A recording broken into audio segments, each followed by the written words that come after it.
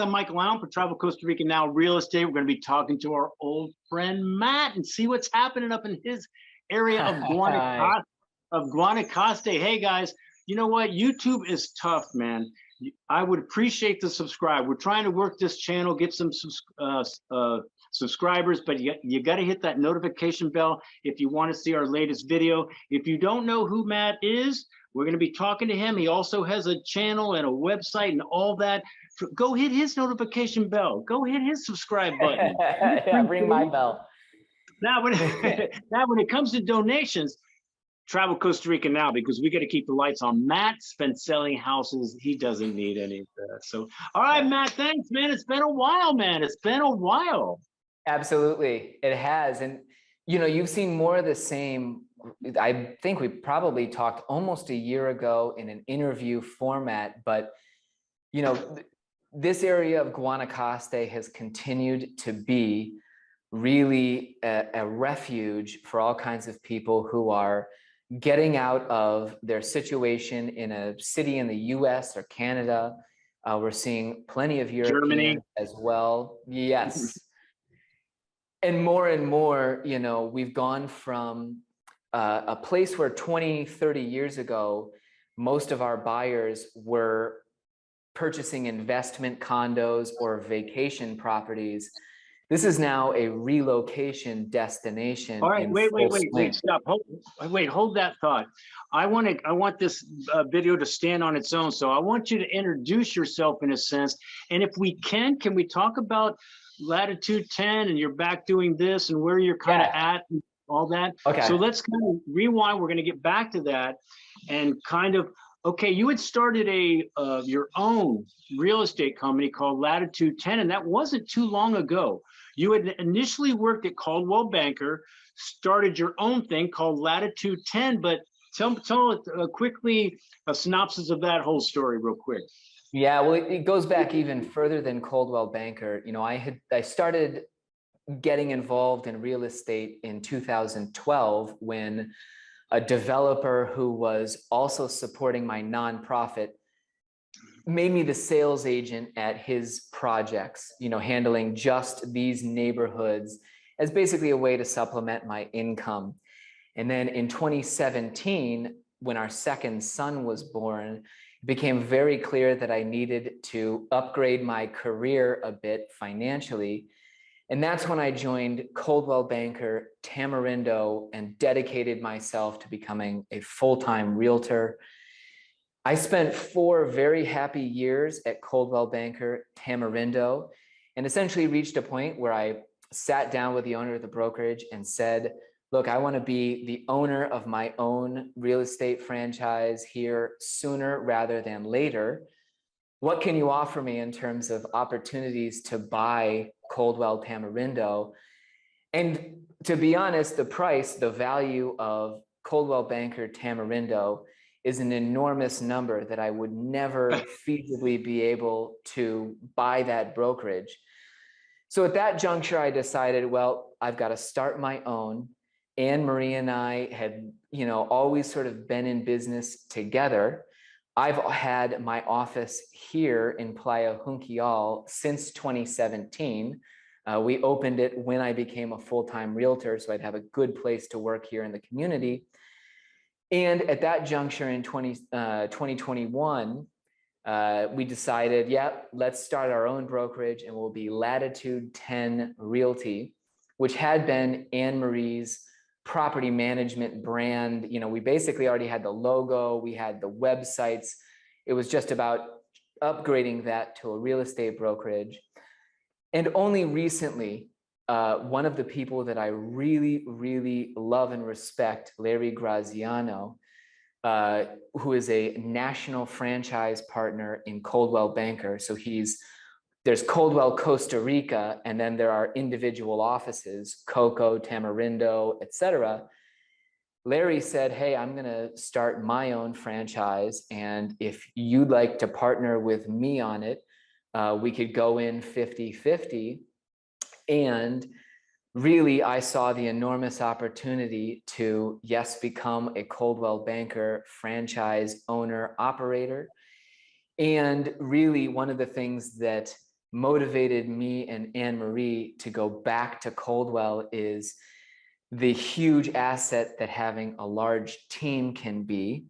Right. It also is a huge asset in Costa Rica to have a name that everybody knows and trusts. You know, Coldwell Banker, they started in 1906 or thereabouts. It's hard to meet somebody who hasn't had at least one of their family members buy or sell property through Coldwell Banker in the past. And especially as a 38-year-old trying to help people, guide them in investing at times millions of dollars here in Costa Rica, being part of a huge multinational historic real estate brokerage is a huge benefit to my potential growth.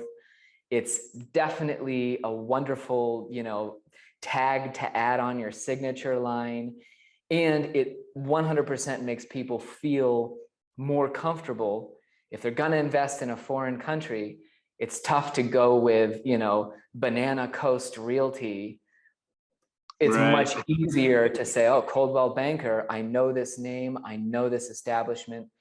And aside from that, they also have amazing technology on the back end where the reason we come up in the top of Costa Rica real estate Google search results is a massive web of coordination by that national franchise and then all of our 12 offices. So that's a pretty big benefit as well. I think Matt likes Coldwell Banker. All right, hey, Matt, congratulations on that. Just real quick, I want to just, again, I told people to go check out your channel, but guys, he does a kind of similar to what we do. He just doesn't have houses on there. He has a lot of different videos.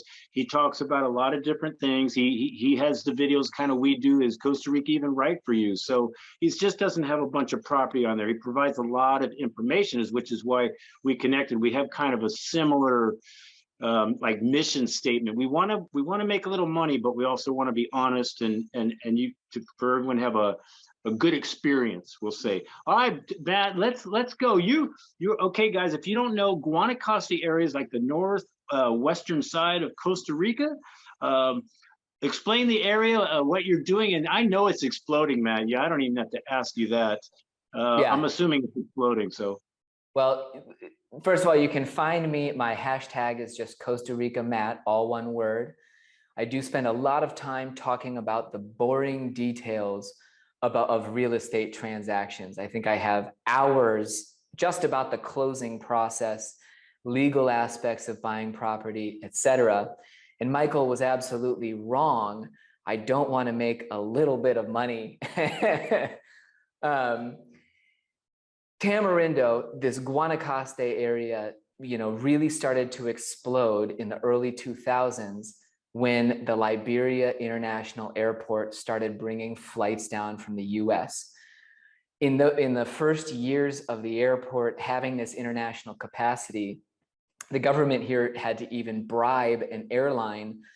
Basically, they put millions into escrow and said, if you don't fill up your first regular flight after 1 year, you can have this money as payment for, bringing the flight down. Well, all of a sudden you saw that flight fill up, and then people, airlines open more and more routes.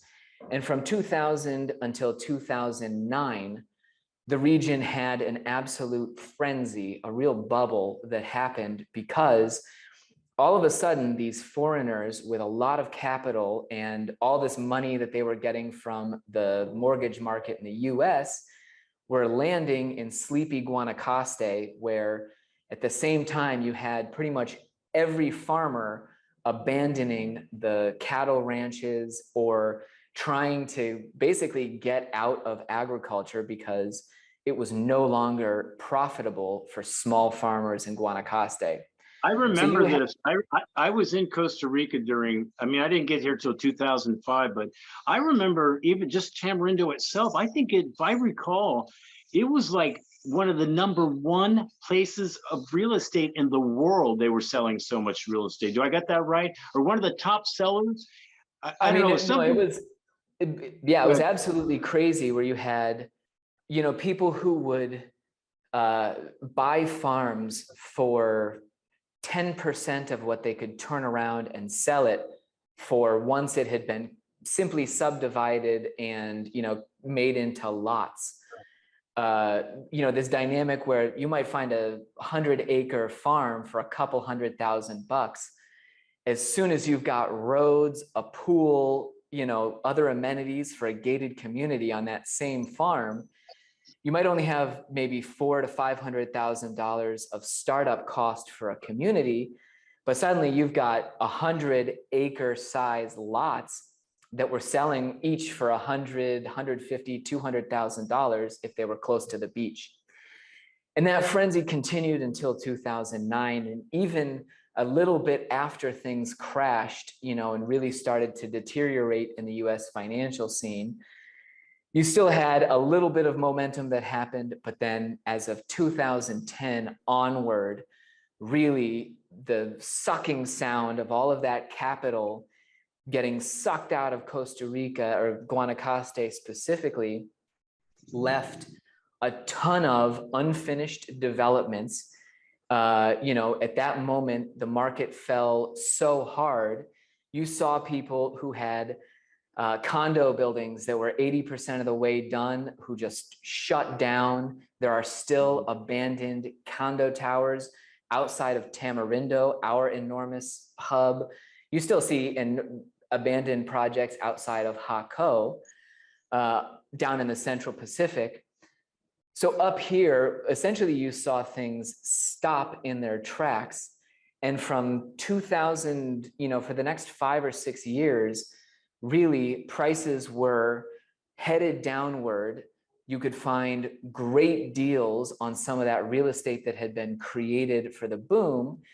And it wasn't until the last 5 or 6 years that you really started to see things pick up again. And yeah, but don't you think they're not just picking up. I'm assuming that it's kind of on fire up there, right? COVID started it, right? In a sense. No? Oh, absolutely. No, when 2019 was the beginning of what felt like another frenzy, where all of a sudden, you saw developers moving forward again, and you saw that available real estate getting bought up. Now, obviously in 2020, when we had the international border closure and no one could come in, that was another year where things were just stopped. I was essentially unemployed for the 9 months of the border closure.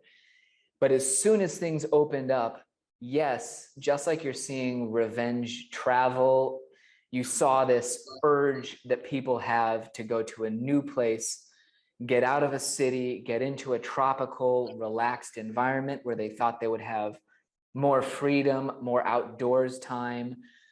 And suddenly, one of the things that you had happen was that, Guanacaste over the last decade has gotten a good number of private schools that cater to expats. We've had fiber optic internet installed throughout the province, and down in the coastal areas, you can find incredible internet connections readily available everywhere. And because there had been this boom, and because we have so many expats, there's been a lot of amenities and services created to meet the demand that the expats bring. And so suddenly Guanacaste was not only desirable for being, this beautiful beach, sunny place, but it's also 100% livable and easy to transition to for all kinds of people. Whereas in the early 2000s, you had a ton of retirees, a ton of investors looking for vacation properties. Yeah, I wanted to ask, can I stop you there? I wanted to ask you that question. I don't know, maybe this isn't a good question, but I always kind of thought as Tamarindo as a lot of people having a lot of places, but they didn't live there. They visited there a lot. But now with the onset of building schools and stuff, are you seeing a difference of families coming more often? Because am I right about that there was a large percentage of just people buying, the condo by the beach, they come down here for 2 months and they're back to, hometown or whatever. I'm sure that still happens, but have you seen any kind of change in that? Yeah, that's been the entire, Guanacaste has shifted, or the real estate market specifically has shifted enormously towards people who are permanently relocating, or they believe they're permanently relocating, and away from those people who previously were only buying their, sort of snowbird vacation home or an investment condo. There's no data available because our real estate market doesn't have that kind of information. But, whereas 20 years ago, it was a rare family moving down.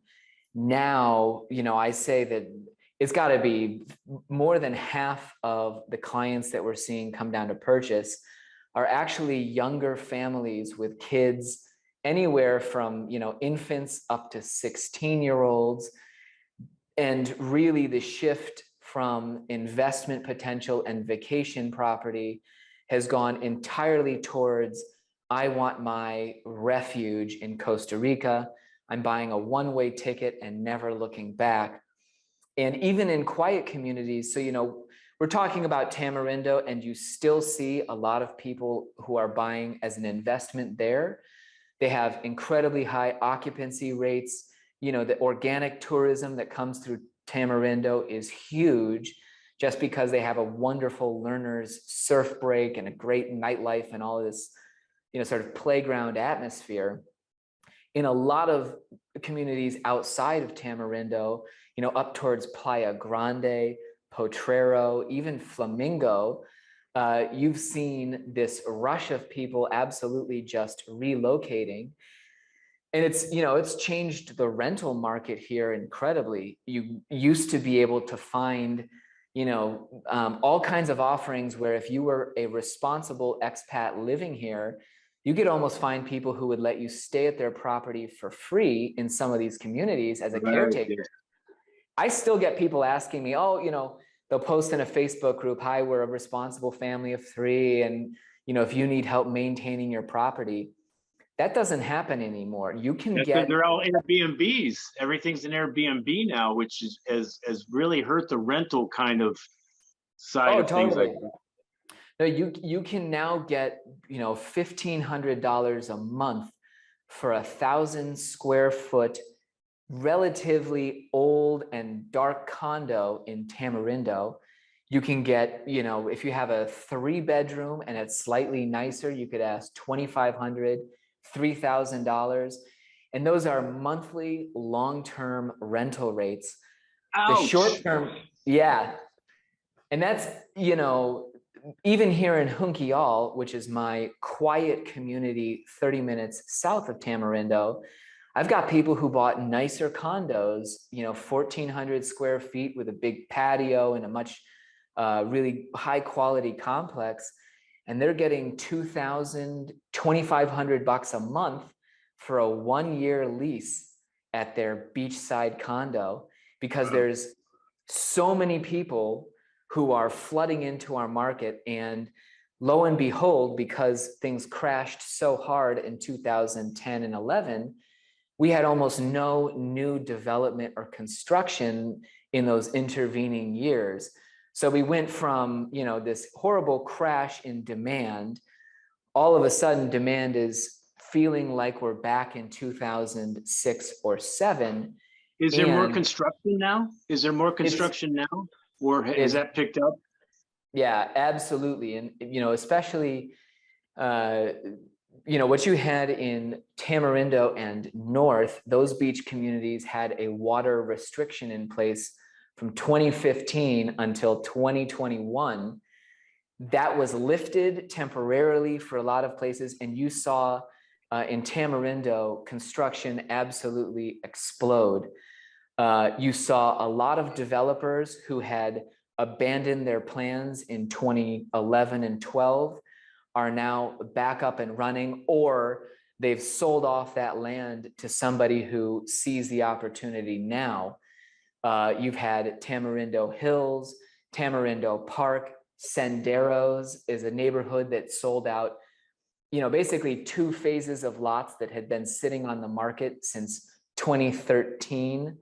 All of these projects are now full steam ahead, and you're seeing, building go up everywhere. You're also seeing. Go ahead. I'm sorry. I've been up there a lot of times, but I don't really pay attention. What would be the difference between, everybody wants a condo by the beach, but I'm sure that's pricey. How far do you have to go back? How big is Tamarindo? Could you be like a mile away from the beach and get a much better, a cheaper thing? How far do you have to be out to get maybe more of a bargain price, or does that even play? Yeah, and I would say so. One of the things that happened in Guanacaste is that all of this development and speculation by foreigners has led, you don't find those absolutely amazing low prices that were available prior to 2009. Yes, if you're in Tamarindo, you see lower prices every block, back from the beach. I would say that the half mile right within Tamarindo is going to be premium pricing no matter what you're looking at. There are back roads where you can find, somewhat, definitely a notch down on the price totem pole, but still, if you've got a house that's within, a reasonable drive to Tamarindo, you're generally seeing that the prices are, reflect the fact that you have access to Tamarindo. And so, for example, even, 3 or 4 miles inland, you would still see, right now we've got the Oaks condos. They had been, down in the 120, 140, 150 range for 2-bedroom condos. These are, 4 miles away from Tamarindo. They've all been bought up because people want to have access to the area. They want to be convenient, to those schools. And now, you find an Oaks condo coming on the market at 190, 200, 210, simply because there's scarcity, and anything within this corridor, and especially anything that puts you within a decent drive to a school and to those tourism hubs, the prices are still, what I would call strong, to be polite. I would rather kind of do how you're doing, because not a lot of people, they don't know that word playa honky L. Like, what's a honky L?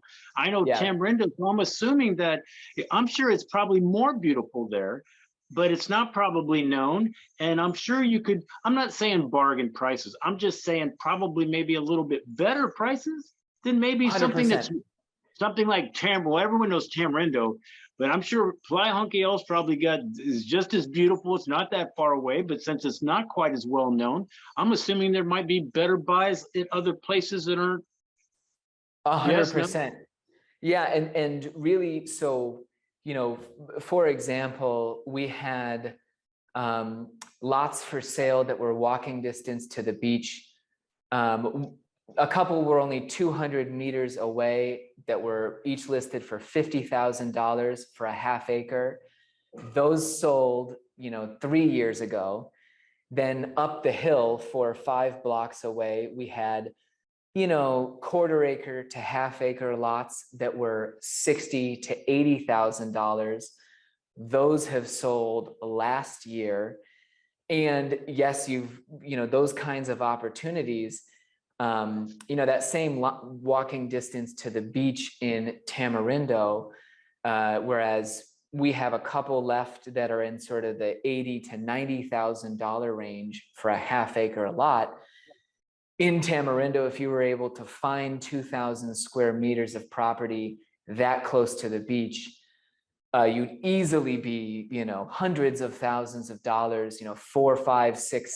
You might even be over $1 million if it were truly, just a block to the beach and developable in Tamarindo.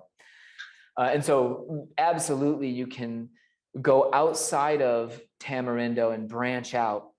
If you want to be at the beach, there are all kinds of these quiet communities between the big tourism hubs. You go to Playa Grande has just exploded. Almost the same story. 3 years ago, I had clients buy half acre lots there for $82,000 each. Actually, that's a quarter-acre lot in Grande. And currently, we were looking at analyzing the price of their property or the value nowadays. Those same lots are offered at 250 to 270 because all of the people, so many people have rushed to get into Grande. Obviously the price point is going to just go up, and we're talking about a very finite resource when we're talking about walking distance to a beach. Now, between Grande and Flamingo, there are 6 undiscovered, absolutely undeveloped, raw beaches where you could probably still buy a farm for a reasonable price. You could, you don't find as much real estate inventory for sale in those areas, but you find these little areas between the tourism hubs, and you can get much better pricing. Going Who's south right? about. Oh, go ahead. Well, I was just going to say the same thing south. There's Tamarindo up here. Further south on Guanacaste's coast is Nosara. Nosara is absolutely insane where prices have gone. You can't find a lot walking distance to the beach under $500,000. And you've seen $1.2 million homes that 20 years ago would have sold for 25 to 30% of that amount. In between Nosara and Tamarindo, there's a whole stretch of coastline that's undeveloped, and where, if you want to live close to San Juanillo Beach or Lagarto or Marbella, you can find totally different price points. So what kind of, I don't know, who's writing you now? I'm assuming you're getting a lot of stuff from different countries, not just the United States and Canada. Interesting. I still get the bulk of my inquiries from the US and Canada. And more often I'm seeing now that the people who are writing me have already lived in several countries, or they come from an international background. With the recent, even this past 6 weeks, you've seen some people become very hesitant. We're filming this July 6th. The stock market over the last 6 months has declined 15 to 30%, depending on what index you're looking at. And you have seen a lot of the more, conservative financial, people. I had one pull out of a deal the day that the stock market took a particularly bad plunge. And you've seen other people, definitely become more reticent and hesitant with their plans. And rather than seeing people from new places, what has been the biggest change to me over the last couple of years is that I'm talking to a lot younger people, where I used to have 90% of my conversations and most of my closings were, 55 years old, the buyer and up. I'm having a lot more transactions happen with late 30s, mid 40s, people who are bringing their kids down. And that's been really the interesting thing to see, that there are, so many people who want this kind of experience for their kids. And we've gone from investment paradise and retirement now to really getting a ton of digital nomads, anybody who can work abroad, and these families moving down here with their kids. So you see, okay, so the market's on fire. Let's do a little future. What do you think's what's gonna be going on in 2 years, 1 year, 5 years? I think 1, 2, and 5 years from now, things will have changed significantly. A lot of the people who are investing here, those families I mentioned, those mid 30s to mid 40-year-olds, they're able to do so because they're cashing out of an overheated market in the US or Canada. Right. They're selling their Toronto apartment that's currently worth $600,000 more than it was when they bought it, 8 or 9 years ago. I think the biggest dynamic that's going to start sort of sucking the wind out of our sails will be that you're seeing the housing market in the US slow down significantly. It's not one day and you get multiple offers on homes. You've seen that absolute peak and it's tailing off. As more and more people lose the ability to cash out that enormous amount of money from their US property, that's going to really start to pull the reins back here a little bit and slow us down. I definitely, I think you are absolutely right. yeah, and that's fine. To be honest, every time this frenzy of development happens, you're sort of doing a dance and a jig, and it's great to have easy business and your bank account swelling. But then you go out to the beach and you see a whole heck of a lot more people than you did last year. And you start to think, oh man, what's going to happen here? Is this just going to turn into another free-for-all? And, more than anything, I think when people feel that insecurity and when we get global events that make people feel afraid, to me, it's counterintuitive, but a lot of people decide to leave Costa Rica and go home. At the beginning of the pandemic, whereas I thought, oh my gosh, this is great. We have the borders shut down. We live in an outdoor paradise. I'm going to have a great, time just sitting at home. Tons and tons of families from our school immediately returned to their home country because they were feeling insecure. And, I even remember people being worried that crime was just going to become rampant in Costa Rica because of the unemployment.